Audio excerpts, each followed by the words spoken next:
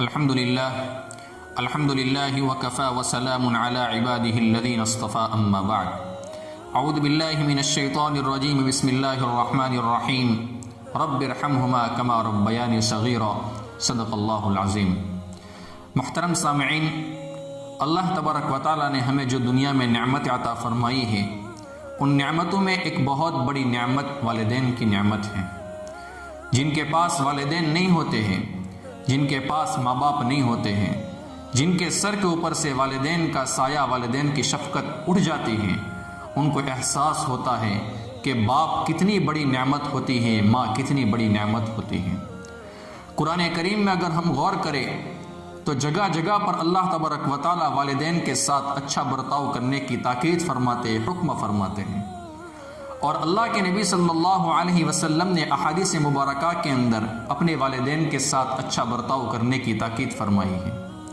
لیکن اللہ کے نبی صلی اللہ علیہ وسلم کا عجیب انداز ہے، اللہ کے نبی نے والدین کے ساتھ اچھا برتاؤ کرنے کی تاکید ضرور فرمائی ہے، لیکن اللہ کے نبی نے باپ کے مقابلے میں ماں کے ساتھ اچھا برتاؤ کرنے کی تاکید زیادہ فرمائی ہے۔ جگہ جگہ پر اللہ کے نبی نے فرمایا ماں کے ساتھ اچھا برتاؤ کرو، ماں کے ساتھ اچھا برتاؤ کرو، ماں کے ساتھ اچھا برتاؤ کرو۔ سوال یہ ہوتا ہے کہ اللہ کے نبی نے ماں کے بارے میں اتنی تاکید کیوں فرمائی؟ اس سلسلے میں آپ کی خدمت میں ایک روایت پیش کرتا ہوں۔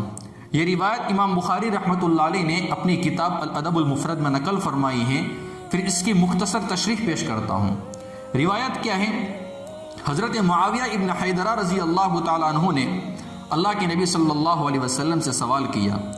وہ فرماتے کہ میں نے اللہ کے نبی سے پوچھا کہ میں کس کے ساتھ اچھا سلوک کروں؟ آپ نے فرمایا اپنی ماں کے ساتھ۔ پھر میں نے یہی سوال کیا کہ میں کس کے ساتھ اچھا برتاؤ کروں؟ تو پھر اللہ کے نبی نے جواب میں یہی فرمایا کہ اپنی ماں کے ساتھ۔ فرماتے ہیں کہ میں نے تیسری مرتبہ اللہ کے نبی سے پوچھا کہ میں کس کے ساتھ اچھا سلوک کروں؟ تو تیسری مرتبہ بھی اللہ کے نبی نے ارشاد فرمایا کہ اپنی ماں کے ساتھ۔ پھر چوتھی مرتبہ میں نے پوچھا کہ میں کس کے ساتھ اچھا برتاؤ کروں؟ اللہ کے نبی نے فرمایا اپنے باپ کے ساتھ۔ اس کے بعد اللہ کے نبی نے فرمایا اس کے بعد جو جتنا زیادہ قریب ہو اس کے مطابق اس کے ساتھ بلائی کا اور اچھے برتاؤ کا معاملہ کرنا چاہیے۔ اب سوال یہ ہوتا ہے کہ اللہ کے نبی نے کیوں ماں کی تاکید اتنی زیادہ فرمائی ہے؟ پہلی وجہ یہ ہے کہ بچے کی تربیت میں ماں جتنی مشقت اور تکلیف اٹھاتی ہے باپ نہیں اٹھاتا ہے۔ حمل کی تکلیف ماں ہی برداشت کرتی ہے، بچہ جننے کی مشقت ماں ہی برداشت کرتی ہے، دودھ پلانے کی تکلیف ماں ہی اٹھاتی ہے، اور جب تک بچہ اس عمر تک نہیں پہنچ جاتا کہ اپنی ضرورتیں خود پوری کر سکے، اس وقت تک ماں ہی اس کا پورا خیال رکھتی ہے۔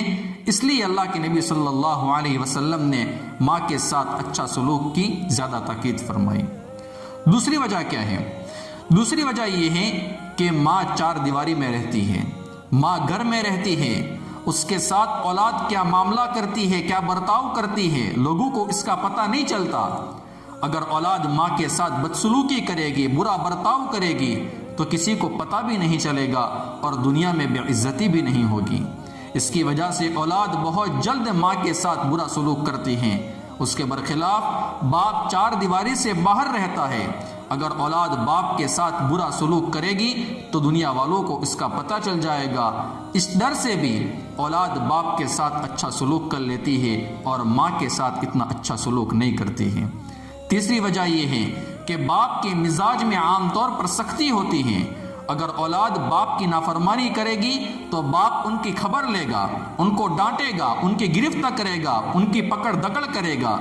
اس خوف سے بھی اولاد باپ کے ساتھ اچھا سلوک کر لیتی ہے، لیکن ماں کے مزاج میں عموماً نرمی ہوتی ہے، اس لیے اولاد ماں کی نافرمانی کرے تو ماں اولاد کے ساتھ سختی کا معاملہ نہیں کرتی۔ اس لیے عام طور پر اولاد ماں کے ساتھ نافرمانی اور بدسلوکی باپ کے مقابلے میں زیادہ کرتی ہیں۔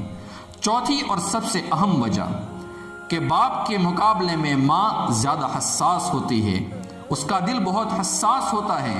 جب اولاد ماں کی نافرمانی کرتی ہے تو ماں اپنی نرم طبیعت اور فطری کمزوری کی وجہ سے بہت جلد متاثر ہو جاتی ہیں باپ کے مقابلے میں، جس کے نتیجے میں ہو سکتا ہے کہ ماں کی زبان سے بد دعا کے کلمات نکل جائے، دنیا تو برباد ہوگی ہی ہوگی، لیکن ہمیشہ ہمیشہ کی آخرت بھی ہماری برباد ہو جائے گی۔ تو اللہ کے نبی نے ان 4 وجوہات کی وجہ سے ماں کے ساتھ اچھا برتاؤ کرنے کی باپ کے مقابلے میں زیادہ تاکید فرمائی ہے۔ علماء نے لکھا ہے خدمت میں، انعام میں ماں کو باپ پر ترجیح دی جائے، یعنی باپ کے مقابلے میں ماں کی خدمت بھی زیادہ کی جائے، انعام بھی ان کو زیادہ دیا جائے۔